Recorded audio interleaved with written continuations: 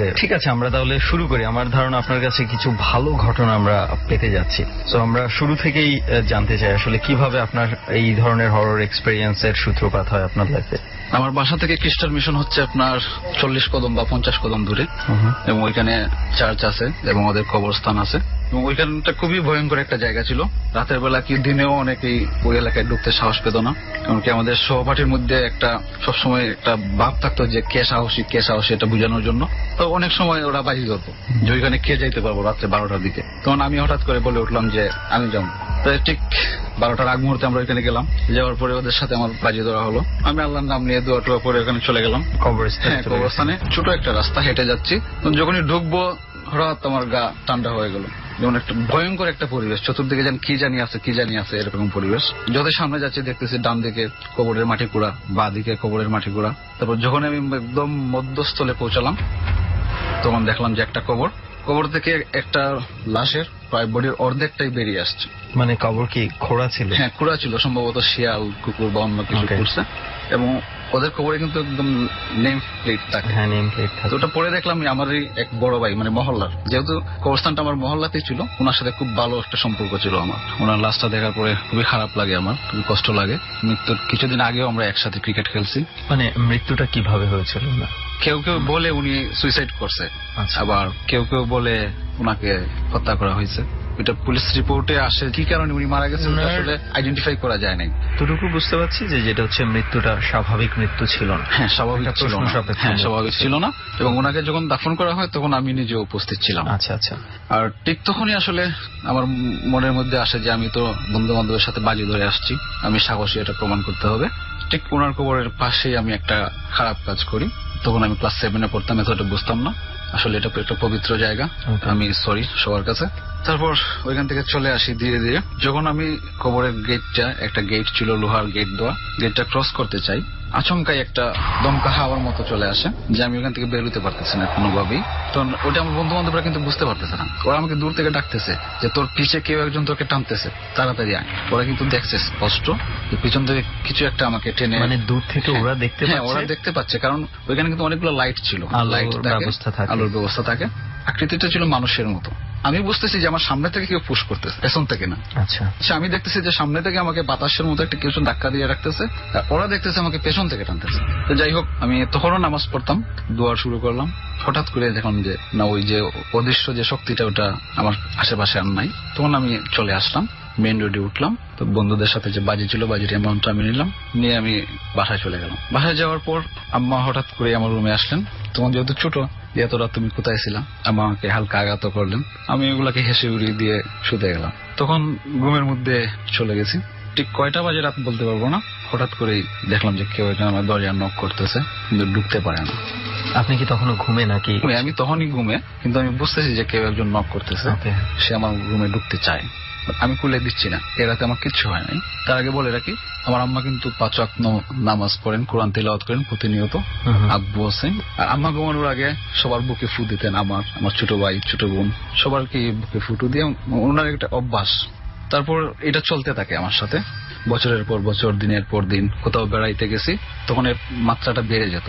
তখন সারা রাত আমি ঘুমাতে পারতাম না। ঘুমাতে গেলেই আপনি টের পেতেন যে হ্যাঁ, কেউ দরজা ভেদ করে আপনার কাছে আসতে যাচ্ছে। ঠিক এরকমই। তো মাঝে মধ্যে চলে আসতো। কি আসতো আসলে, কি দেখতে পেতেন? আসলে ওই জিনিসটা হচ্ছে কি, ঠিক মানুষ না অন্য কিছু, না মানুষের আকার আকৃতি নিয়ে আসতো, এটা আসলে ঠিক বুঝতে পারতাম না। মানে আপনার কিছু হয় না যে আমরা অনেক সময় দেখি যে শ্যাডোর মতো মানুষ আকৃতির, মানে মানুষও না এই? হ্যাঁ, অনেকটা এরকমই, যে তাকে মনে হতো যে মানুষ, তারপরেও যেন কেন জানি মনে হতো যে আসলে মানুষ না, একটু অন্য কিছু সে। এবং সে আমার বিছানার চতুর্দিকে ঘুরতো, দাঁড়িয়ে থাকতো, অ্যাটেনশনটাই থাকতো আমার দিকে, আমার চুকে চুকে তাকিয়ে থাকতো। আপনার দিকে তাকিয়ে আপনার বিছানার চতুর্পাশে ঘুরতো। চতুর্পাশে এরকমই ছিল। আমি যে রুমে ঘুমোতাম ওই রুমটা একটু বড় ছিল, অনেক পুরনো। আর ওই রুমের ঠিক এক পাশে আমার খাট ছিল, আর ওটা অন্য পাশটা ছিল একটু খোলা টাইপের, বারান্দার মতো। ওই পাশ দিয়ে ঘুরে সার্কেলের একটা ইয়ে ছিল।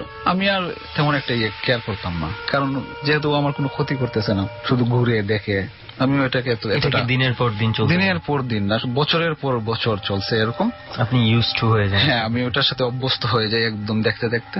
তারপর ধীরে ধীরে আমারও যখন বয়স বাড়তে থাকে, স্কুল শেষ করি, কলেজে যাই, তখন আমার নামাজ পড়ার এটা কমে আসে।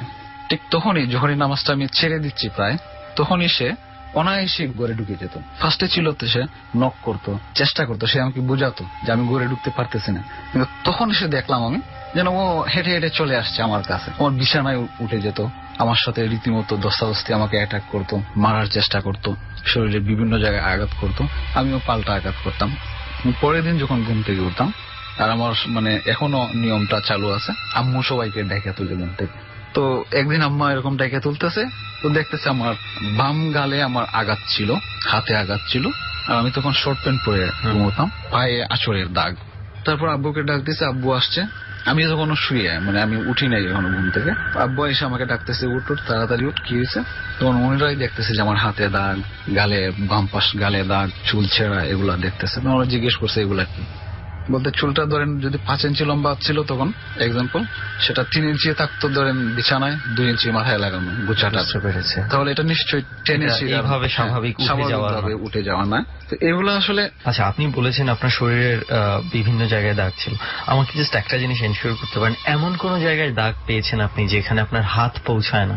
ওই জায়গা তো শরীরের দাগ ছিল? হ্যাঁ, ওই জায়গা তো শরীরের দাগ আছে, এবং আমার মনে হয় এখনো আছে। আচ্ছা, অনেকগুলো আঘাত আমার এখনো আছে। ওকে। তো আম্মু আমাকে খুব বেশি স্নেহ করতো, আমি ওনার বড় সন্তান। উনি এটাকে বলতো না এগুলা কিচ্ছু না, হয়তো ওই বন্ধু বান্ধব নিয়ে গাছে টাছে উঠে বা কলেজে দুষ্টামি করে স্কুলে। আপনাকে জিজ্ঞেস করতো না, আপনি কি বলতেন? আমাকে পরে জিজ্ঞেস করতো। আচ্ছা, তখন আব্বাকে শান্ত করার জন্য উনি এইভাবে বিষয়টাকে নিজের মতো করে একটা মিল দিয়ে দিতেন উনি। তারপর আমাকে জিজ্ঞেস করতো, কি হয়েছে তোর, এরকম কেন? তখন আমি বলতাম রাতে কে যেন আমার সাথে এরকম করে। প্রায় আম্মু আমার সাথে শুতো, তখন আম্মু শুতো আমার কাছে। ওই রাতে আর কিচ্ছু হতো না আমার সাথে, যেদিন আম্মু আমার কাছে থাকতেন। তখন আমার একটা অভ্যাস হয়ে যায়, আমি কোথাও বেড়াতে গেলে একা শুতাম না আমি, কারণ একা শুলেই ওই জিনিসটা আবার চলে আসতো আমার কাছে। ঠিক ওইভাবে আমাকে অ্যাটাক করতো, দস্তাদস্তি হতো, মারামারি হতো, আমার গায়ে আঘাত পড়তো। পরের দিন কখনো দেখা গেছে জ্বর, কখনো অন্য টাইপের রোগের উপসর্গ দেখা দিত। এবং একটা সময় আসে যে আমার লেখাপড়া আটকে যায় এই সমস্যাটার কারণে। আমি পরীক্ষার হলে গিয়ে পরীক্ষা দিতে পারিনি, বড়দের সাথে বেয়াদবি শুরু হয়। ওই জিনিসটা টর্চার কি তখন চলতে থাকে? এই টর্চারে আমি মানসিক ভাবে একটু অন্যরকম হয়ে যাই, স্বাভাবিক আচরণ করতে পারি না। যেমন কেউ আমাকে বলছে এই দোস্ত কই যাস, তখন তার একটা গালি দিয়ে দিছি বা মেরে দিছি, এরকম টাইপের আমার অভ্যাসটা চলে আসছিল। বিশেষ করে গুরুজনদের সাথে খুব বাজে বিহেভ করতাম। আর আমি তখন একা শুতে পারতাম না, কোথাও গেলে বন্ধু বান্ধব কাউকে নিয়ে যেতাম, আমার পাশে শুলে কেউ থাকতো, ওটা আসতো না আমার কাছে। আর তখন চাইনিজ যে অ্যাকশন মুভি এগুলো খুব বেশি দেখতাম, তো বন্ধু বান্ধবকে দেখাইতাম না, ওরাও এসে থাকতো আমার কাছে। সনটা 2004 অথবা 5 হবে। ওই দিন আর কেউ আসে নাই আমার বাসায়, শুধু আম্মু ছিলেন বাসায়, ছোট ভাই ছোট বোন ছিল নানার বাড়ি বেড়াতে, আব্বু কোন এক কাজে হয়তো কোথায় ছিলেন আমার মনে নেই এখন। আর সেটা ছিল বর্ষাকাল, প্রচন্ড ঝড় বৃষ্টি। আর আমি বলে রাখি আমাদের অঞ্চলটা হচ্ছে ভাটি অঞ্চল বাংলাদেশের, ওইখানে বর্ষা মানে কি তো অথই জল ছাড়া কিছু দেখা যায় না, এরকম প্রচন্ড বৃষ্টি নামছে। ঠিক ওই দিনও আমি 12টার দিকে বিছানায় গেছি ঘুমোতে। তারপরে রাত যখন যতই গভীর হয়ে আসছে, ওই জিনিসটা আবার আসছে আমার কাছে, দেখতে পেতাম। ও যখনই আসতো আমার কাছে তখন আমি দেখতে পেলাম যে ও আসতেছে। তখন আসলো, ঘরের ভেতর ঢুকলো, সে ঢুকে আবার ওই ফার্স্টে যখন সে চতুর্দিকে ঘুরতো, ওই দিনও চতুর্দিকে ঘুরলো। ঘুরার পরে সে যে ফেসটা নিল, আশ্চর্যজনক ভাবে ওই ফেসটা হচ্ছে ঠিক এই ঘটনা ঘটার 7 থেকে 8 বছর আগে। আমি যে শুরুতেই বলছিলাম যে খ্রিস্টান কবরে আমি গেছিলাম, একটা খারাপ কাজ করছিলাম, যার জন্য আমি আসলে সারা জীবন অনুতপ্ত। সেই বড় ভাই আমার মহল্লার, ওনার ফেসটা সে ধারণ করে চলে আসে, মানে যার একটা অস্বাভাবিক মৃত্যু হয়েছিল। এবং উনি আমার কবরটা অনেক খোঁড়া অবস্থায় ছিল, ওনার ডেড বডির অর্ধেকটা বাহিরে ছিল। তখন আমার মনের মধ্যে কৌতূহল জাগলো, আমি কিন্তু ঘুমিয়ে তখনও ঘুমে সে এই রূপটা ধরেই আমার সাথে সরাসরি এটাকে চলে আসলো। আমিও তার সাথে পাল্টা আঘাতে গেলাম। আমি কিন্তু লেফট হ্যান্ড ছিলাম, আমি বাহাত্তির গলায় ধরি, আমি ওর সাথে মারামারিতে লিপ্ত হয়ে যাই। মারামারির একটা পর্যায়ে আমার মশারি স্ট্যান্ড, বর্ষার সময় আমাদের ওইদিকে প্রচুর মশার উপদ্রব বেড়ে যায়, মশারি ইউজ করতে হয়। তখন মশারির স্ট্যান্ড ভেঙে গেছে, মশারি টশারি ছিঁড়ে গেছে, এবং আমার ওই যে জানলাটা ছিল ওইটা যেহেতু পুরাতন বাড়ি, কাঠের ফ্রেমের মধ্যে কাঁচ ছিল, কাঁচের জানালাগুলো ভেঙে গেছে। ওইখানে টিভি ছিল আমার রুমে, টিভিও ভেঙে গেছে সবগুলা। মানে আমি যে ওর সাথে ফাইট করতেছি, কখনো ও আমাকে ফেলে দিচ্ছে টিভির উপর, টিভিটা ভেঙে গেছে পরে, এই শব্দগুলা কিন্তু আম্মুর কানে পৌঁছাচ্ছে না। তখন বৃষ্টির জন্য পৌঁছাচ্ছে না। ঠিক কত সময় ওর সাথে আমার দস্তাদস্তি চলে এটা আমি আন্দাজে বা অনুমান করে আমি বলতে পারবো না। একটা পর্যায়ে হঠাৎ আমি দোয়া, সম্ভবত সূরা ইয়াসিন বা রহমান এরকম কোন সূরার আওয়াজ শুনতে পাই, সেটা আমার আম্মু তিলাওয়াত করতেছে। মানে আমার এই অবস্থাটা দেখে উনি কিন্তু দেখছে, সচক্ষে দেখছে এরকম। আমি আপনি বলছিলেন যে উনি টের পাচ্ছেন আওয়াজগুলো? হ্যাঁ, উনি টের পায় নাই। আমি যখন ওর সাথে ঠিক কতক্ষণ আমার যে দস্তাদস্তি মারামারি চলছে এটা আমি জানি না, বাট আম্মু দরজাটা খুলে শব্দ শুনে আসছে। বৃষ্টি ছিল, হয়তো বৃষ্টি কোনো কারণে থামছে আল্লাহর রহমতে, কোনো না কোনো ওয়েতে আম্মু টের পাইছেন। উনি দরজা খুলে, দরজাটা আমি সবসময় ওপেন করে ঘুমাতাম। আসলে কি বলবো ভাই, আমার আপনি দেখতেই পারতেছেন আমার গায়ের লোম খারাপ হয়ে গেছে। এটা আসলে সরাসরি না দেখলে বুঝবেন না। তারপর ওই সূরার আওয়াজ আমার কানে আসে, আমি তখন অনুভব করি যে আমি তাকে মেরে ফেলছি, মারতে মারতে মেরে ফেলছি, এবং তার ঘাড়টা ছিঁড়ে গেছে, মানে দুভাগ হয়ে গেছে, বডি থেকে দুভাগ হয়ে গেছে, এবং একটা অংশ আমার হাতে। ওর ঘাড়ের যে লোম বা যে স্পর্শের যে অনুভূতিটা, তা আসলে সত্যি ভয়ঙ্কর, কোনো ভাষা দিয়ে প্রকাশ করার মতো না। ডেঞ্জারাস একটা মুহূর্ত ছিল। আম্মু আয়সা আমাকে জড়াই ধরে, জিনিসটা আমার এখনো মনে পড়ে। এই অবস্থাতে আম্মু আমাকে জড়াই ধরে প্রচুর কান্নাকাটি করে, আর ওই আয়াতুল কুরসি এগুলা পড়তে থাকে। আমার বুকে ফু দিচ্ছে, মাথায় ফু দিচ্ছে। হয়তো অনেকক্ষণ পরে ফজরের আজান হয়, উনি নামাজ পড়ে। নামাজ পড়ার পর আমাদের আশেপাশে বাসার লোকজনকে আম্মু ডাকে নিয়ে আসে। আমি কিন্তু তখন সেন্সলেস, যেহেতু আম্মু একা বাসায় ছিল, ডায়াবেটিস এর পেশেন্ট তখনও ছিলেন, আরো জটিল রোগে আক্রান্ত ছিলেন। মানে আমি তখন কিন্তু খুব সুঠাম দেহের, স্বাস্থ্যবান ছিলাম। মানে আমাকে যে আম্মু ধরে বিছানা থেকে উঠাবে বা বিছানা থেকে নিচে ওটা আম্মুর পক্ষে সম্ভব ছিল না, বা এক দুইজনের পক্ষে সম্ভব ছিল না। আমি খুব হেলদি ছিলাম তখন। আশেপাশের লোকজন চলে আসে, কেউ মাথায় পানি দিচ্ছে, কেউ যে আমার গায়ে আঘাতের চিহ্নগুলা এগুলা মানে দেখতেছে। আবার আমার পাশে একজন নার্স ছিলেন সদর হাসপাতালের আমাদের, উনি এগুলা ড্রেসিং করে দিচ্ছে, পরিষ্কার করে দিচ্ছে। এবং আশ্চর্যের বিষয় হচ্ছে আঘাতের চিহ্নগুলা স্যাভলন বা ডেটল দিয়ে বেজানো যাচ্ছিল না। আচ্ছা, ওইটা মানে ব্যস্ত না, এই জায়গায় এখানে কিন্তু দাগ আছে, এখনো দেখা যাচ্ছে যে দাগ রয়ে গেছে। ওইটা স্যাভলন বা ডেটল উনি যেটা ইউজ করছেন ওই জায়গাটা ভিজে না, শুকনা থাকে। তখন উনি আম্মুর কাছ থেকে জানতে চায় যে কি, আম্মু বলছে এরকম। তখন এবং সমস্ত ঘরের জিনিসপত্র ভাঙা, ওইগুলা সব ভাঙা। তখন পাড়ার মসজিদের হুজুর আসেন, আসার পরে উনি দোয়া টোয়া পরে আমার জ্ঞান ফিরে, সেটা হয়তো সকাল 5:30 থেকে 6টা হবে। তারপর আমি যেটা দেখতে পাই, ওই যে মাথাটা, ওই মাথা আপনি যেটা বলছিলেন আলাদা, ওটা কিন্তু আমার হাতেই ধরা ছিল। তো আমি ওটা দেখতে পাই, ওটা হচ্ছে একটা কাকের মাথা। আসলে কিছু ছিল আপনার হাতে? আমার হাতে কাকের মাথা ছিল, এবং ওইটা ওইখানে উপস্থিত অনেক লোকজনই ছিলেন, দেখছেন। তারা সবাই দেখছে? সিরিয়াসলি তারা সবাই দেখছে। এবং ওই মাথাটা আমার হাতেই ছিল। ওটা মানে আমার যে মুষ্টিটা এত শক্ত করে ধরা ছিল যে ওরা খুলে নিতে পারে না। মানে একদম রিয়েল কাকের মাথা। আর বডি টডি কিছু ছিল না, পাখা ছিল অনেক, মানে পশম লোম ছড়ানো ছিল, বডির বাকি অংশটা ছিল না। আশ্চর্য বিষয় হচ্ছে কাকের মাথাটা আছে কিন্তু বাকি অংশটা ছিল না। কোথাও খুঁজে পাওয়া যায় নাই। আর আমি একটু বলে রাখি, কারণ এটা হয়তো আমার মিস হয়েছে কোনো কারণে। আমি যখন ওর বডিটা মানে ওটা যখন মাথাটা ছিঁড়ে আমার হাতে চলে আসে, তখন আমি দেখছি যে ওর বডিটা জানলা দিয়ে চাপ দিছে। আর আমার রুমের ঠিক পরেই হচ্ছিল খালের পরেই হচ্ছে ওই কবরস্থান। ঠিক দূরত্ব ধরেন 40 থেকে 50 কদম হবে। সিরিয়াসলি ম্যান, এইটা শোনার এখন আমার গায়ের পশম দাঁড়িয়ে যাচ্ছে। তারপর কত চলে গেল, আমিও তখন সেন্সলেস। এরপরের ঘটনা যে শোনা ঘটনা আমার মুখ থেকে, আশেপাশের লোকজনের কাছ থেকে শোনা, যেগুলা বললাম হুজুর আসছে, বা আমার গায়ে পরিষ্কার করার সময় যে নার্স ছিলেন আমাদের আন্টি, উনি বলছে যে ভেজে না, কতগুলা ভেজে না। তারপর ওই মাথাটা কি এক কারণে জানি ওটা ফেলে দেওয়া হয়। আম্মুই বলছে এটা ফেলে দাও, এটা রাখার দরকার নাই, যার মাথা তার কাছে চলে যাক। কোথায় ফেলে দেন এটা? ওইটা ওই আমি জানলা দিয়ে ফেলে দিই। তখন আমি মোটামুটি সুস্থ। হ্যাঁ, জানলা দিয়ে ফেলে দিই। ফেলে দেওয়ার পরে ওই মাথাটা আর পাওয়া যায় না, ওটা কোথায় যায় পাওয়া যায় না। আশ্চর্যের বিষয় হচ্ছে আরো, ঠিক যেই খবরটাতে আমার মহল্লার বড় ভাইকে কবর দেওয়া হয়েছিল, ওই দিন ওই কবরের উপরে কি দেন ওনারা, পাকা করে একটা ইয়ে দেয় না, ওই পাকাটা ফাটা ছিল, বিরাট একটা ফাটল ছিল ওইখানে। এবং আমি যখন এই ফাটলটা আগে ছিল? এই ফাটলটা আগে ছিল না, প্লাস ওটা যদি ভূমিকম্পে ফাটে, ঠিক আমার সাথে এই ঘটনা যখন ঘটে 1 বছরের মধ্যে হয়তো কোনো ভূমিকম্প হয় নাই। আর ভূমিকম্প হলে তো শুধু এটা কেন, আশেপাশে আরো অন্যান্য এই জায়গাটাও ফাটতো, এবং ওই কবরটাতে অনেক বিরাট একটা ফাটল ছিল। তারপরে আমার কেটে যায়, আম্মু আমাকে বলে তুই নামাজ আবার নামাজ শুরু কর। আমি আবার আল্লাহর রহমতে নামাজ শুরু করি, আম্মুর সাথে তিলাওয়াত করি। এরপর থেকে আর আমার এই সমস্যাটা হয় না। এখনো পর্যন্ত সেই সমস্যাটা হয় না, কিন্তু যে সমস্যাটা রয়ে গেছে, ওর সাথে দস্তাদস্তি বা মারামারি একটা পর্যায়ে আমি শারীরিকভাবে আঘাত পাই। ওই আঘাতটা আমাকে এখনো কষ্ট দিচ্ছে। কিছু চিহ্ন আমরা দেখতেও পাচ্ছি। হ্যাঁ, মারাত্মকভাবে কষ্ট দিচ্ছে। আমি এর জন্য আমি চিকিৎসাও এখন নিচ্ছি। আর বলে রাখি, যেহেতু আপনি রেজা ভাই হচ্ছে আমার বড় মহল্লারই, রেজা ভাই কিন্তু তখন ওইগুলা নিয়ে গবেষণা করতেন। আচ্ছা, তখন আমাকে রেজা ভাই বললো বিষয়টা ঠিক এটা এরকম থেকে তোমার হয়েছে। মানে রেজা ভাইয়ের কাছে পরবর্তীতে একটা কিছু সলিউশন পাইছে। সলিউশনটা বলতে এরকমই যে আমাকে আর এখন কোন ডিস্টার্ব হয় না। হ্যাঁ, আমি আল্লাহর রহমতে পুরোপুরি সুস্থ আছি, ভালো আছি।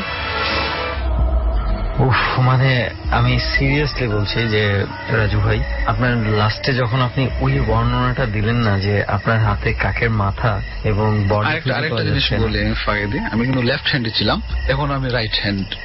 আপনি কি লেফট হ্যান্ডি না? এখন লেফট হ্যান্ডি না, আশ্চর্যজনক। এইটা মানে এটা কিন্তু সহজ, আমি শুনি নাই, আমি জানি না ইনফ্যাক্ট ঘটে কিনা। মানে যারা লেফট হ্যান্ডি, কোনো লজিক আমার জানা নাই, বাই বর্ন লেফট হ্যান্ডি, যারা লেফট হ্যান্ডেই থাকে আজীবন, এবং হঠাৎ করে এটা কিভাবে চেঞ্জ হয়ে যায় আই ডোন্ট নো। আমি বিষয়টা রেজা ভাইয়ের কাছে চেষ্টা করেছেন, আমি চেষ্টা করছি আমি আমার আগের জায়গায় ফিরে যাওয়ার। তখন রেজা ভাই আমাকে বলছে স্টপ। এটা কি অটোমেটিক, মানে লেফট হ্যান্ড থেকে আপনি রাইট হ্যান্ড? রাইট হ্যান্ড মানে অটোমেটিক না বলতে, আমি ধীরে ধীরে আমার এটা পরিবর্তন হয়ে গেছে। আপনি তো সেটা প্র্যাকটিস করে রাইট হ্যান্ডি হন না, মানে ওই ঘটনার টর্চারের একটা আঘাতের চিহ্ন তো আপনি জানেন আপনার শরীরে রয়ে গেছে। চিকিৎসা নিচ্ছি সিআরপি তে, দোয়া করবেন অবশ্যই। এই বিষয়টা নিয়ে আমি রেজা ভাইকে বলছি। রেজা ভাই পরে আমাকে যেটা বললো যে তুমি এখন যেভাবে আছো সেভাবেই থাকো, ওইটা ট্রাই করবো না যে তুমি লেফট হ্যান্ডে ছিল ওই দিকে ট্রাই মুভ করতে চেষ্টা করো না, সেটা আপনার কোনো ঝামেলা ডেকে আনতে পারে। মানে আমি বহুদিন পরে আমি বলবো যে আমি দুর্দান্ত রকমের একটা ঘটনা পেয়েছি। মানে ইনফ্যাক্ট আপনি যখন বর্ণনা দিচ্ছিলেন, আপনার হাতে কাকের মাথা, আপনার বাসার জানালার পরেই হচ্ছে খাল এবং এর পরেই হচ্ছে সেই কবরস্থান, আমি জাস্ট ওইটা ইমাজিন করে আমি মানে ভয় পেয়ে গেছি। যাক, ফাইনালি রাজু ভাই অনেক সুস্থ আছেন আপনি, এটা হচ্ছে ভালো আছে, বড় কথা। আর আমি আরেকটা কথা শেষে বলতে চাই, যদি সুযোগ দেন। আমি তখন ভুলটা করছিলাম একটা খ্রিস্টান কবরস্থানে, আমি আসলে এটা না জেনে করছিলাম। আমি তখন ক্লাস 7-এ পড়ি। রাইট, আসলে এই ধরনের খুবই দুঃখিত। এই জায়গাগুলো খুব পবিত্র জায়গা, আমি সেখানে বুঝতে পারিনি উনি যেটা করেছে, এবং এটা উনি বলেনি এখনো। যাই হোক, কিছু একটা করেছে যেটা আসলে করা ঠিক হয়নি, উনি এখন বুঝতে পারে। বাচ্চা বয়সে না বুঝে যেটা করেছে এবং নিজের মধ্যে এখন সেটার অনুশোচনা আসে, এটার চেয়ে বড় কিছু আর হতে পারে না। তো যাই হোক রাজু ভাই, অনেক অনেক থ্যাঙ্কস আপনাকে। মানে আপনি আমার এই জার্নিতে এসে মেঘনার পারে বসে, আমি বিশেষ করে আজকে এমন একটা জায়গার মধ্যে আছি, আপনারাও মানে সবাই স্বীকার করবেন যে এই বট গাছের নিচে খোলা হাওয়া, চতুর্দিকে সামনে বিশাল নদী, আর এই বট গাছেরও বিভিন্ন ঘটনা আছে। এই জায়গায় বসে এই ঘটনা যারা শুনতে পারেন, যদি কারো সুযোগ হয়ে থাকে যে এই ধরনের জায়গায় বসে যদি এই ধরনের ঘটনা শুনেন, আপনি বুঝতে পারবেন ভয় কি জিনিস। যাই হোক, চলেন আমরা পরবর্তী অতিথির কাছে যাই। ঝড় চলছে এবং পূর্ণিমাটা যদি একদম খুব কাছাকাছি হতো বা পূর্ণিমার রাত থাকতো, তাহলে এটা নিঃসন্দেহে একটা খুব চমৎকার জায়গা হতো। কিন্তু এই গাছটার দিকে যখনই আপনি তাকাবেন, আপনার আসলে সেই সৌন্দর্য সমস্ত কিছু ভয়ে পরিণত হয়ে যেতে বাধ্য। আমরা মূল ঘটনার দিকে যাই, আমাদের পরবর্তী যিনি অতিথি আছে আমরা তার কাছে যাই, তার এক্সপিরিয়েন্স গুলো জানার চেষ্টা করি। একটু পরিচয় দিয়ে শুরু করি। আমার নাম হচ্ছে সুমন, এর মধ্যে জেনে গেছেন। তো আপনার নাম কি? আমার নাম আদিব। আদিব, ওকে। আদিব, আমি যতটুকু জানি আপনি ডরের হিউজ ফ্যান, আপনি একদম শুরু থেকে ফলো করেন ডরকে। সো থ্যাঙ্কস আদিব, শুরুতেই। Your most welcome. আপনি কি ভেবেছিলেন যে খুব তাড়াতাড়ি আপনি ডরের একটা জার্নিতে যোগ দিতে পারবেন? না, এটা আসলে কখনো ভাবি নাই। আপনাকে ধন্যবাদ সুমন ভাই আমাকে নিয়ে আসার জন্য। আদিব ভাই, এবার ঘটনার দিকে যাই। আমি জানি যে আপনার বেশ কিছু ঘটনা আছে এবং আপনার নিজের সাথেও ইনফ্যাক্ট একটা ঘটনা ঘটেছে। আমরা আপনার নিজের এক্সপেরিয়েন্সটা দিয়ে কেন শুরু করছি না? আমার যে ঘটনাটা আছে সেটা হচ্ছে আমার নিজস্ব গ্রামে ঘটা। কোথায় সেই গ্রাম? গ্রামটার নামটা নাই বলি। ওকে। তো গ্রামে আমরা মূলত আমাদের ভার্সিটি ভ্যাকেশনে আমরা কয়েকজন ফ্রেন্ড মিলে ঘুরতে যাই। ঘোরা শেষে আমরা রাতে যখন স্টে করি সবাই একসাথে, তো আমাদেরকে থাকার জন্য একটি বাড়ি দেওয়া হয়। মূলত গ্রামে তো অনেক ধরনের উঠানে বাড়ি থাকে, মানে কোন বাড়ির ঘর আপনাদেরকে দেওয়া হয়? জি, জি। কোনো ঘর দেওয়া হয়, কারণ গ্রামে উঠোনকে ঘিরে কত অনেকগুলো জি, জি। ঘরই থাকে। জি জি। ওকে। তো সেই ঘরে আমরা অবস্থান করি। আমরা 4 থেকে 5 জন বন্ধু বান্ধব ছিলাম। বন্ধু বান্ধবরা একসাথে থাকলে সচরাচর অনেক কিছুই ঘটে। তো আমরা মূলত 2:30 থেকে 3টা পর্যন্ত আমরা গল্প এভাবে সময় কাটাই। তো 3:30 4টার দিকে আমাদের ঘুম চলে আসে সবার চোখে। তো আমরা যার যার মতো শুয়ে পড়ি। ঘরের বর্ণনাটা দিই। ঘরটা হচ্ছে একটা খুব খালি একটা ঘর ছিল এটা। তো ঘরের ভিতরে মাত্র 2টাই খাট ছিল। একটা সাইডে খাট ছিল আর আরেকটা ছিল আরেক সাইডে ঘরের। তো আমরা ঘরের দক্ষিণ পাশের খাটটায় শুই, আর ঘরের যে উত্তর পাশে সেই উত্তর পাশে আমার 2টা ফ্রেন্ড হয়। দক্ষিণ পাশের খাটটায় শুই আমরা 3 জন, আমি, ফারুক এবং ফাহাদ। তো ফাহাদ শুয়েছিল খাটের একটা সাইডে, ফারুক মাঝে, আর আমি শুয়েছিলাম খাটের আরেক পাশে। তো যখন আমাদের ঘুম চলে আসে আমি ঘুমানোর চেষ্টা করি। ঘুম চলে আসার সাথে সাথে আমি ফিল করি সুমন ভাই আমার খাটটা কেঁপে উঠলো। তো এরকম 4-5 সেকেন্ড হওয়ার পর আমি মনে করি যে হয়তো আমার বন্ধুরা ঘুমের ভোরে নড়াচড়া করছে, সেই জন্য হয়তো কাঠ কাঁপছে। হ্যাঁ। তো আমি মোবাইলের আলোটা জ্বালাই। আমি দেখতে পাই সুমন ভাই যে ওরা ওদের মতোই ঘুমাচ্ছে, ঘুমের ভোরে চলে গিয়েছে। তারপর আমি আবারও ঘুমানোর চেষ্টা করি। এরকম 2 থেকে 3 বার এরকম খাটটা কেঁপে ওঠে। তো কেঁপে ওঠার পর আমি চোখ খুলে আবারও দেখি যে না, ওরা ঘুমাচ্ছে। আর আবারও সেম ভাবে খাট কেঁপে ওঠে। জি জি।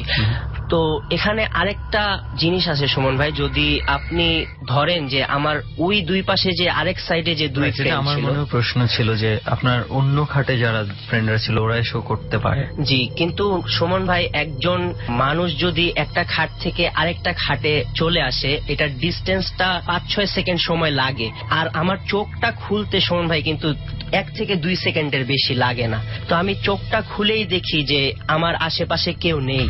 এটা দেখে সুমন ভাই আমার মানে ভিতরে খুব ভয় ঢুকে যায়। এবং খাট এভাবে ঝাঁকুনি দিয়ে ঘটনাটা কি ফ্রিকোয়েন্টলি ঘটতে থাকে? জি, বারবার ঘটতে একটু থাকে। পরপর হচ্ছে? জি জি। আচ্ছা। তো তারপর সুমন ভাই আমি ঘুমানোর চেষ্টা করি। 1 থেকে 2 মিনিট ঘুমানোর পর আমি অনুভব করি সুমন ভাই আমার শরীরে কে যেন টাচ করছে। কি ধরনের, মানে মানুষ টাচ করছে বা কিছু? এরকম সুমন ভাই টাচটা ছিল যে একটা লোমশ লোমশ হাত, এরকম লোমশ হাতের একটা টাচ ছিল আমার। তো আমি সুমন ভাই এই টাচটা পেয়ে সাথে সাথে ঘুম থেকে উঠে যাই এবং আমি আমার বন্ধুদের ডাকতে শুরু করি। তো বন্ধুদের ডাকার পর বন্ধুদেরকে পুরো ঘটনাটা খুলে বলি। বন্ধুদেরকে জিজ্ঞেস করি যে তোমরা কি কোনো খাট নড়াচড়ার কোনো পেয়েছো নাকি? তো ওরা বলে যে না। তো তারপর সুমন ভাই, এবং তাদের গায়ে কোনো ধরনের হাত বুলানো ছিল কি না, না? ওটা কোনো হাত ওরাও বুলানো টের পায়? ছিল না, কোনো হাত বুলানো ছিল না তাদের গায়ের মধ্যে। তো তারপর সুমন ভাই সারাটা রাত আমার যে কিভাবে কেটেছে সেটা স্বাভাবিক। এইরকম অনুভূতির পর আর নিশ্চিন্তে ঘুমাতে পারার কথা না। পরে সকালবেলা আমরা সবাই একসাথে আলাপ আলোচনা করি, ঘটনাটা খুলে বলি সবার কাছে। কয়েকটা লোকের কাছে জানতে পারি সুমন ভাই এই যে ঘরটা, এই ঘরটাতে আমাদের গ্রামের আশেপাশের যত প্রতিবেশীরা থাকে তাদের যদি কেউ মারা যায় তাহলে তাদের লাশটা নিয়ে সুমন ভাই এই ঘরে রাখা হয়। তো এই ঘটনাটা শোনার পর আমার আর এই ঘরে রাখা হয় কি? গোসল টোসল এদিকেই করা হয় বা এই ধরনের কিছু? হ্যাঁ, এই ঘরটা লাগোয়া একটা লাশ ধোয়ানোর জায়গায় আছে আলাদা। আচ্ছা আদিব ভাই, এখানে কি কোনো মানুষজন থাকতো না বা কিছু এই ঘরটার মধ্যে? না সুমন ভাই, এই ঘরে মানে আসলে কোনো মানুষ থাকে না। আমরা ফ্রেন্ডরা মিলে গিয়েছিলাম, ওনারা মনে করেছিল যে আমরা কয়েকজন ফ্রেন্ড একসাথে আছি, তো আমাদেরকে একটা আলাদা জায়গা দেখ, মানে একটু আপনারাও খুব আনন্দে আড্ডা মারতে পারবেন বা জি। হই হুল্লোড় একটু করা। জি, জি। ওকে। তার মানে এই হচ্ছে আপনার প্রথম এক্সপেরিয়েন্স, যেখানে আমি জানি না যে আসলে কি আপনার গায়ে হাত বুলিয়েছিল, কিন্তু আপনি যেটা বললেন যে আমার তো মনে হয় এক অর্থে আমি এটাকে লাশ ঘরেই বলতে পারি, যদি লাশটা সেখানে এনে রাখা হয় এবং গোসল করানো হয় এর পাশেই, সমস্ত প্রসিডিউরটা মনে হয় এখানেই করা হয়ে থাকে। জি। তো এটা জানলে মনে হয় না আপনারা কখনোই ঘুমাতে যেতেন ওখানে? এখন মানে ওই বাসার সামনে দিয়ে গেলে আমার শরীর শিউরে ওঠে। তো প্রথম এক্সপেরিয়েন্স আপনার লাইফে প্যারানরমাল জিনিস নিয়ে মানে বিশ্বাস করতে শুরু করা জি, জি। এরপরে। জি। এরপরে কি আর কোনো ধরনের কোনো কিছু ঘটেছে? আচ্ছা, সুমন ভাই, এরপরে যে ঘটনাটা আছে সেটা আমার সাথে ঘটানা, সেটা আমার বাবা আমার মায়ের সাথে ঘটা একই ঘটনা। বাবারটা দিয়ে শুরু করি। তো আমার বাবা ছিল একজন পরহেজগার টাইপের মানুষ। বাবা গ্রামে গেলে, আমাদের বাড়ির এরিয়াটা হচ্ছে অনেক বড়, তো বাবা করতো কি রাতের বেলা একা একা বাড়ির চারপাশ হাঁটাহাঁটি করতো, মানে এটা বাবার একটা অভ্যাস ছিল। তো একদিন বাবা হাঁটতেছে, আমাদের বাড়ির সাইডে একটা পুরানো ওয়াশরুম আছে ভাঙা, ওইটাতে কেউ আর ইউজ করে না, এখন বাড়ির সাথেই ওয়াশরুম করা হয়েছে। একদিন বাবা চারপাশ দিয়ে হাঁটতেছিল, পুরানো যে বাথরুমটা আছে বাথরুমের পাশে বাবা দেখে যে একজন সাদা কাপড় পরা মহিলা নিচু হয়ে পায়ের উপর ভর দিয়ে নিচু হয়ে কি যেন করতেছে। বাবার মনে প্রশ্ন হয় যে এত রাতে এখানে কোনো মহিলা আসার তো কথা নয়। বাবা ছিল খুব সাহসী একজন মানুষ। বাবা মানে ওইটা দেখার জন্য তার কাছাকাছি যাওয়ার চেষ্টা করে। ওই মহিলাটা যেখানে ছিল সাদা কাপড় পরা, তো বাবা করে কি ওই মহিলাটার সামনে দিয়ে না গিয়ে একটু ঘুরে তার সামনে যাওয়ার চেষ্টা করে। আরেকটা কথা বলে রাখি, বাবা যখন রাতে চলাফেরা করত তখন সে সবসময় অজু করা থাকতো এবং তার শরীর সে নিজে বিভিন্ন সূরা কালাম দিয়ে বন্ধ করে রাখতো। তো বাবা যখন সেই মহিলাটার কাছাকাছি যায়, তো 2 থেকে 3 হাত ডিস্টেন্স যাওয়ার সাথে সাথে মহিলাটা বাবার দিকে ঘুরে তাকায়। চেহারাটা ছিল খুবই কালো এবং মহিলাটার কোন দুটো চোখ ছিল না। এই ঘটনাটার পর বাবা যখনই ওই মহিলাটার আরেকটু সামনে যেতে যাবে, মহিলাটা একটা ঘূর্ণিঝড়ের মতো পাক দিয়ে ভ্যানিশ হয়ে যায়। তো বাবা আসলে ঘটনাটি বুঝতেই পারে না যে আসলে জিনিসটা কি ছিল। পরের দিন বাবা ফজরের নামাজ পড়তে যায় মসজিদে। ইমাম সাহেবের সাথে তিনি কথা বলেন। তো ইমাম সাহেব বাবাকে বলেন যে আমার বাবা হজ করেছে। তাকে হাজী সাহেব বলে বলেন যে হাজী সাহেব, আপনি তো হজ করেছেন আর আপনি সব সময় নিজের শরীর বদ্ধ রাখেন। আসলে জিনিসটা খুব খারাপ ছিল, কিন্তু আপনার শরীরটা বদ্ধ থাকার কারণে আপনাকে সে কোনো ক্ষতি করতে পারেনি। আর আমি আপনাকে একটা সাজেশন দিব, সেটা হচ্ছে আপনি আর কখনো এরকম একা একা ঘোরাঘুরি কইরেন না, তাহলে আপনার ক্ষতি হতে পারে। সেম ঘটনাটাই আমার মার সাথে একদিন ঘটেছে, সেটা হচ্ছে ভোরবেলা। সেম জিনিসটাই দেখেছে? জি, সেম ঘটনা, বৃদ্ধ মহিলাকেই দেখেছে। জি, সেম ঘটনাটা। সেটা হচ্ছে ভোরবেলা মা নামাজ পড়ার জন্য অজু করবে বাইরে গেছে, তখনই দেখতে পেয়েছে।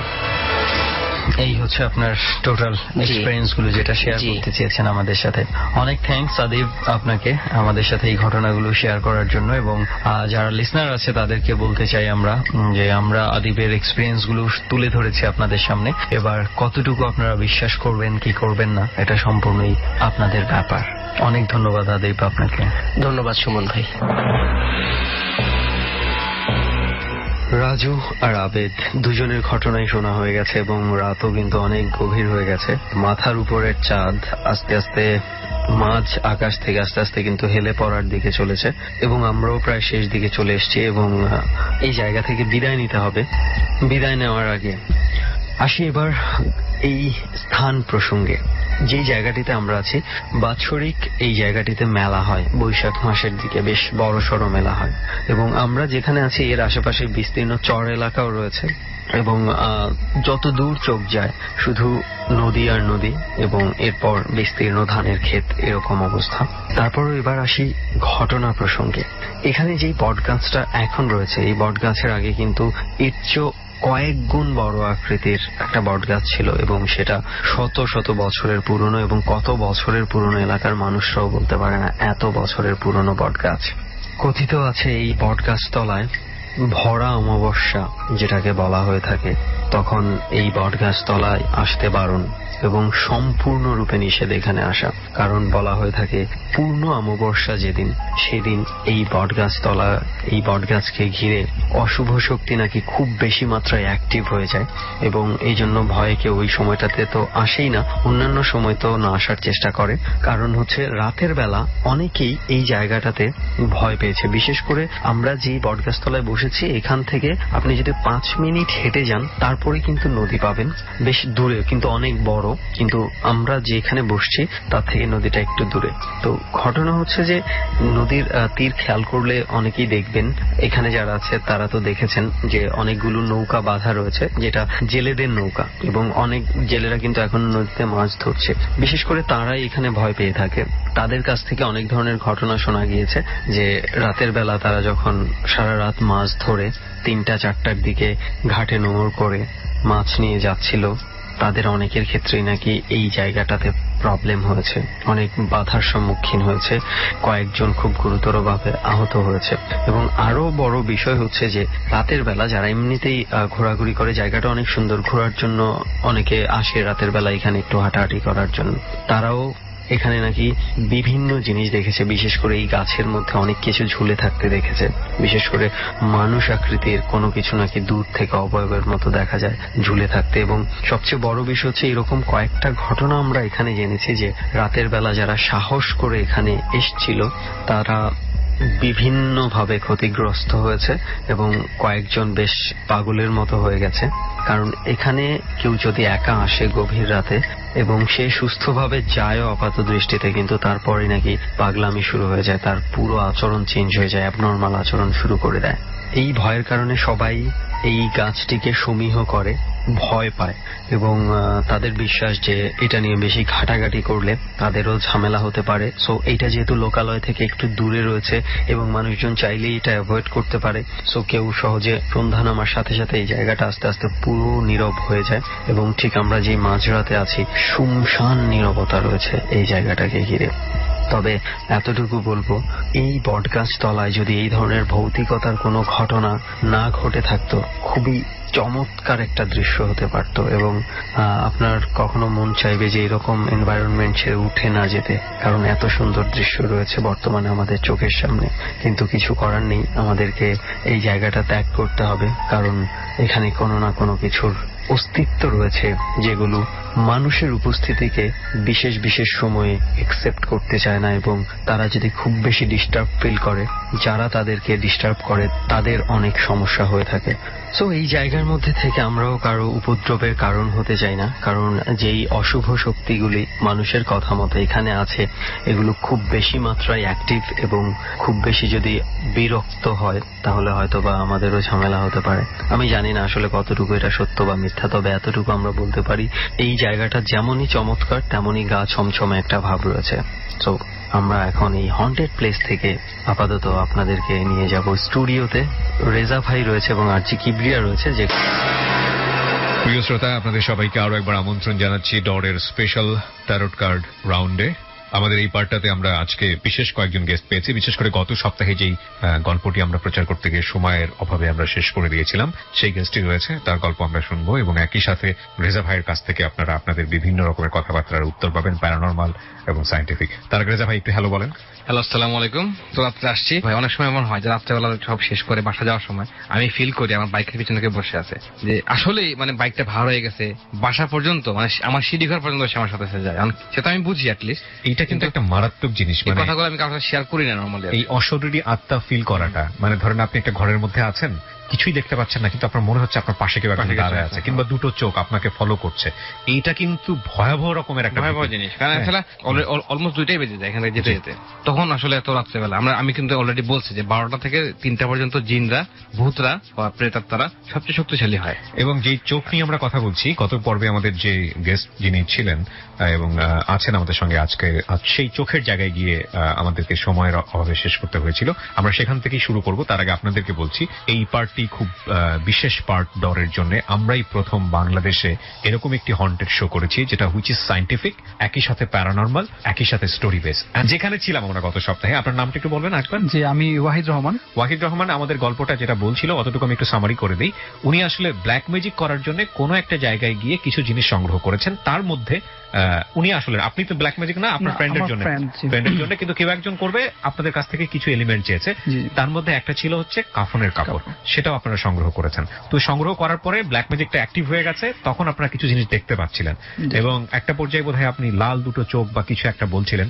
তার আগে আমি একটু বলতে চাই, সেটা হচ্ছে আমরা ওই যে মুহূর্তে আমরা কাপড়টা দিব সেই মুহূর্তে আমাদেরকে উনি বলছিল যে তোমরা কয়েকদিন পরে আসো, জি সেই কারণে কাপড়টা আমাদের কাছে রাখা লাগছে। তখন দেখলাম যে আমরা যখন শুয়েছিলাম রাত্রে দুজন, ওইটা ছিল খাটটা ছিল জানালার পাশে, তো তখন রাত্রে গভীর রাত, তখন দেখলাম যে দুটা চোখ, লাল দুটা চোখ। তো হুট করে দেখলাম যে ওটা লাফ দিল জানলার ভিতর থেকে, জানলাটা গ্রিল করা ছিল, লাফ দিয়ে আমার বুকের উপর উঠলো এবং কয়েক সেকেন্ড হবে সে জাস্ট পাটা রেখে আবার আরেকটা লাফ দিল, সে নিচ চলে গেল। সে আরেকটা লাফ দিয়ে টেবিলের উপর উঠলো যেখানে কাপড়টা ছিল, কাপড়টা ওই ব্যাগটার মধ্যে সে বসে পড়লো। জি কিন্তু সবচেয়ে অবাক করার ব্যাপার ছিল জানলাটা গ্রিল করা ছিল এবং সে যখন আমার কাছে চলে আসে তখন ওইটা মশারি টাঙানো ছিল, মশারির ভিতর থেকেই সে লাফ দিল এবং ওইটা বের হয়ে গেল অলরেডি। সেটা কে? বিড়ালটা। বিড়ালটা কালার কি ছিল? কালারটা অন্ধকার ছিল, আমি বুঝি নাই। তো এরপরে মানে আমি তখন জাস্ট স্টাক হয়ে যাই মানে দেখার পরে। তারপর যখন ধরফর করে উঠি, লাইট জ্বালাই, দেখি কিছু নেই। এই বিড়াল নিয়ে একসময় কিছু ঘটছে আমাদের যেখানে বিড়ালটা বসা ছিল। দেখে থাকেন আমরা যেটা নারায়ণগঞ্জের থেকে করেছিলাম একটা জুট মিলে একটা লাইভ। আমি একটু জিনিস চিন্তা ঠিক করি, বিড়ালের নিচে কিন্তু ওই জিনিসগুলো ছিল, কাপড়টা ছিল, মনে আছে আপনার? আপনি একটা জিনিস চিন্তা করেন ভাই, সেটা হচ্ছে এখানে আমরা প্রায় 5-6 জন মিলে গিয়েছি। কোন একটা ব্যক্তি রাস্তাতে হেঁটে যাওয়ার সময় যদি একা ওই বিড়ালটাকে দেখতো, আমি যদি দেখতাম স্ট্রোক করে মারা যেত, ডেফিনেটলি স্ট্রোক করতো, কজ ওই জায়গাটায় ওই সময় ওইভাবে বিড়াল চোখটা ভয়ঙ্কর ছিল হচ্ছে। তারপরে ওনাকে কাপড়টা দিয়ে দিই। পরবর্তীতে আমি শুনলাম যে সে নাকি কাপড়টা একটা কিছু একটা জড়িয়ে ওইটাকে দুই কবরের মাঝখানে রাখা হয়েছিল। তো এরপরে আর তার সাথে কোনো কন্ট্যাক্ট হয় নাই, অনেক বছর চলে গেছে। এই ব্ল্যাক ম্যাজিক জিনিসটা এত খারাপ, আমাদের সমাজে এত বেশি প্রভাব বিস্তার করছে, ইন্ডিয়া, পাকিস্তান, বাংলাদেশ, এই 3টা দেশ মূলত। কুফরি যেটাকে বলে। আপনারা ভালো কিছু করেন, নামাজ পড়ে আল্লাহকে ডাকেন, গাইডলাইন নেন, বিভিন্ন আলেম ব্যক্তি আমাদের সমাজে আছে, বরণে হাফেজ বা ভালো ভালো মানুষ আছে যারা ইলম যাদের মধ্যে আছে, ওদের কাছ থেকে জ্ঞান নেন, শরীয়ত মোতাবেক কাজ করেন, বা যে তার ধর্ম থেকে নিজস্ব গুরুজনদের কাছ থেকে পরামর্শ নেন।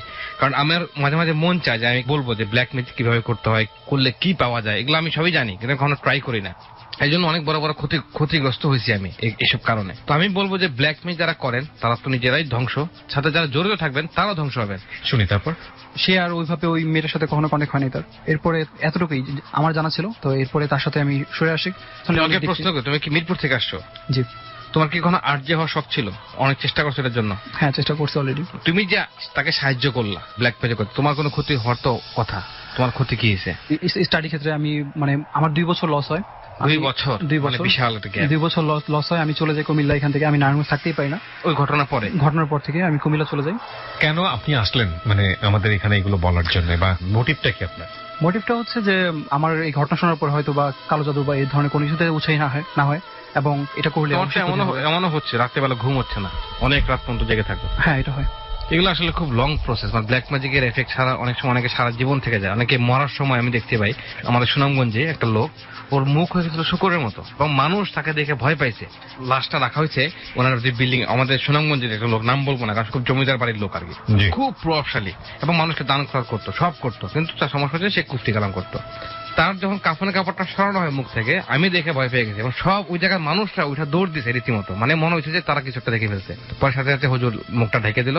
অনেক জানাজা পড়লো, যখনই জানাজা সময় দাঁড়ায় তখন বৃষ্টি চলে আসে। আধা ঘন্টা ওয়েট করতে সবাই আবার আসে, কোনোভাবে জানাজা পড়তে পারে না, জানাজা ছাড়াই ওনার দাফন করা হয়েছে। ওই বাড়ির আশপাশে এখনো তারা পচা গন্ধ পায়। বিশাল বড় বাড়ি, 10 বিঘার উপরে বাড়িটা।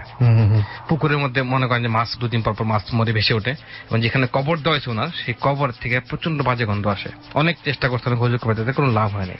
তো এটাই বলবো লিসেনারদেরকে যে ব্ল্যাক ম্যাজিক থেকে 100 হাত থাকবেন দূরে, বিরত। কারণ এটা এত খারাপ জিনিস। যদি আপনাদের স্টোরি বলি ব্ল্যাক ম্যাজিক কেন করে, কিভাবে করতে হয়, তাহলে বুঝতে পারতেন এটা কত খারাপ। রাইট, ওকে। আমরা এই পর্যায়ে পরবর্তী গেস্ট যিনি আছে তার কাছে আমরা যাবো। আপনি আমাদের এখানে এসেছিলেন সেজন্য আপনাকে ধন্যবাদ। আমাকে তুমি করেই বলি, বয়সে অনেক ইয়াং হবা আমরা দেখে বুঝতে পারছি। কি নাম তোমার? আমার নাম সাব্বির। সাব্বির। বয়স কত? বয়স 18। শুধু সাব্বির নাকি সাব্বির খান? সাব্বির খান। কলেজে পড়ো? জি। Ideal college? জি। তো সাব্বির খান, কি বিষয়টা কি? বিষয়টা হলো গিয়া ছোটকাল থেকে অনেক সমস্যা। যে বাসায় আগে থাকতাম সেই বাসায় একটা কবিরাজ আসছিল। কবিরাজ বলছিল আমার আম্মুকে যে ওর সাথে কিছু একটা আছে। 2-1 বছর, অনেক বছর যাওয়ার পর তারপর গ্রামে গেছি। গ্রামে যাওয়ার পর আমার বোনের সাথে 4টা যে বজ্জিন ছিল ওকে জানানো হয়েছে। জানানো হওয়ার পর তখন আমাকেও দেখানো হয়েছে। দেখানো হওয়ার পর বলছে, ওই কবিরাজ বলছে যে তোমার সাথে তুমি আর কি মানত বলতে কি তুমি কিছু দাও, এখানে কিছু দাও। তো বলছি যে হ্যাঁ, একটা মুরগি আর একটা চিনি দিব। তো আম্মুকে বললাম, বলার পর আম্মু আর কি একটা আঙ্কেলের কাছে দেখা করলাম যে আঙ্কেল আমার এই সমস্যা হচ্ছে, তো আমার এটা কিছু করে দেন। তো তিনি একটা কবিরাজের কাছে নিয়ে গেল। কবিরাজ বললো যে তোমার সাথে নাকি 7টা বজ্জিন আছে। 7টা? হ্যাঁ, 7টা, সব মেয়ে। তো বললো যে তুমি তোমার বাবা মার একমাত্র সন্তান। আমি বললাম হ্যাঁ। বলে তোমার অমাবস্যা বা পূর্ণিমাতে তোমাকে মেরে ফেলবে, না হলে তোমাকে কোনো একটা জায়গায় নিয়ে যাবে। এটা যে কে কবিরাজ বলল? হ্যাঁ, কবিরাজ বললো। তিনি আমাকে সালসা দিছে, একটা তাবিজ দিয়েছে, পানি পড়া দিছে, তেল পড়া দিছে, এগুলো দিছে। তাকে আবার 2000 টাকাও দিছি আমরা। তিনি 3টা ভোগও দিছে। কি জিনিস এটা? ভোগ। ভোগ। আচ্ছা আচ্ছা। হ্যাঁ, 3টা ভোগ দিছে কিনা তা আমি জানি না। তোমার সাথে কিছু একটা অবশ্যই আছে, আমি এখানে ফিল করতেছি বৈশা। তোমার জন্ম কি ডিসেম্বর মাসে? জি, 20 তারিখে। তুমি কি সেটা বুঝো তোমার কিছু আছে যে হুম। জিন ভূত নিয়ে খুব লাফালাফি করতো জীবন, বিভিন্ন জায়গায় চলে গেছো সাহস দেখাইয়া, বন্ধুর সাথে বাজি লেখা, তুই যদি যাইতে পারো কবরে এরকম ভাবে তুমি অনেক সাহসের বাজি তুমি ধরছো জীবনে অনেক, এমন সময় সেগুলো করছো। করছি। তোমার বয়সটা 18 সামথিং না? তুমি কারো মদ খাইছিলা? এটা অবশ্য পার্সোনাল ব্যাপার, এটা খারাপ বলে আমি বলবো না। তুমি মুসলিম না? শিশা খাইছিলা? হ্যাঁ। আমি আমার জীবনে কখনো মদ খাইনি, বিয়ার খাইনি আমার জীবনে। পার্সোনাল এগুলো কিছু তুমি একটাকে বললা আমি কিছু জানবো না। ও বলতেছিল যেটা যে আমার পার্সোনাল লাইফ আসলে খুব নিট, আমি সবই জানি তোমার সম্পর্কে। তারপর বলো কি হয়েছে? তাবিজগুলো নেওয়ার পর 10 দিন সামথিং এরকম ভালো ছিলাম। তারপর আমার আব্বু আম্মুর সাথে আমার যদি কোনো ভালো কথাও বলতো প্রচন্ড রেগে যেতাম। আব্বু আম্মুর সাথে খারাপ ব্যবহার এমন পর্যায়ে যেত যে সবকিছু ভেঙে ফেলতাম। ঘরে অনেক কিছু ভেঙে ফেলছি, যে আম্মু কানাকাটি করে, অনেক কিছু করে। আর কবিরাজ বলছে যে তোমাদের যে আয়ন জন্য সব তোমার জন্য কিছু হয় না। কবিরাজ বলছে যে তুমি এগুলো নেও, এগুলো নেওয়ার পর হয়তো বা তোমার কিছু ঠিকঠাক হইতে পারে। আমার যদি দুঃখ বা সুখ বা বিপদ যদি আসে তো আমি আগে থেকে বুঝতে পারি যে আমার এগুলো আসবে। এটার ব্যাখ্যা আছে সায়েন্টিফিক। মনে করেন এখন আমি পড়ালেখা করতেছি, সো 2-3 দিনের মধ্যে আমার সাথে কেউ পারতেছে না পড়ালেখা করা, সো 3 দিনের সময় ঠিকই আমার কোনো না কোনো একটা বাধা পড়বেই। ওই বাধা পড়ার পরে আমার পড়ালেখা অফ হয়ে যায়। আর এখন থেকে আমার 1 মাস হয়ে গেছে আমার পড়ালেখা বন্ধ। আমার সামনে হলো আমার এইচএসসি পরীক্ষা বন্ধ, কোনো পড়ালেখা বন্ধ। বাপ মার এক ছেলে, হ্যাঁ, ভাই বোন নাই কোনো কেউ নেই। এটা আমার আম্মা বলে, যাদের এক ছেলে থাকে বাপ মা তারা একটু দুষ্ট টাইপের হয়। আল্লাহ দিয়ে হয়, আল্লাহ সুযোগও পায়, সুযোগ পায় বেশি, যে তোর অপশন নাই বাপ মা। তারপর বলো ভাই। তো এইটাই তো আমার আব্বু আম্মু বলো যে ওর এই সব অবস্থা হইতেছে, তো এগুলোর কারণ হলো এইসব। এখন ভাই আমি জানতে চাইছি যে আমার প্রবলেমটা কি? প্রবলেমটা হচ্ছে তুমি যে বন্ধুর সাথে বাজি ধরে যে বিভিন্ন জায়গায় চলে গেছো, এইসব বাজির কারণে তোমাকে তোমার সাথে খারাপ কিছু চলে আসছে আর কি। এটা হচ্ছে মূল বিষয়। তোমার এটা সায়েন্টিফিক কোনো ব্যাখ্যা নাই। তারপর কবিরাজ বলছে যে তোমার সাথে 7টা আছে, 2টা ভালো আর কি 4টা খারাপ। 7টা মারটা নাই, থাকলে একটি আছে। তোমার সাথে একটি আছে যেটা তোমার বাসায় তোমার সাথে ভর করে, এবং তোমার সেই জিনিসটা তোমার পরিবার অশান্তি লাগা রাখে, তোমার বাপ মা ঝগড়া লাগা রাখে জিনিসটা। তোমার বাবা মার মধ্যে মিল দিন দিন কমে যাচ্ছে, এবং সেটার এফেক্ট তোমার উপর পড়তেছে। তো একটা বাচ্চা যদি ঝগড়া দেখে সরাসরি, তার মাথায় এমনিতে এফেক্ট পড়বে।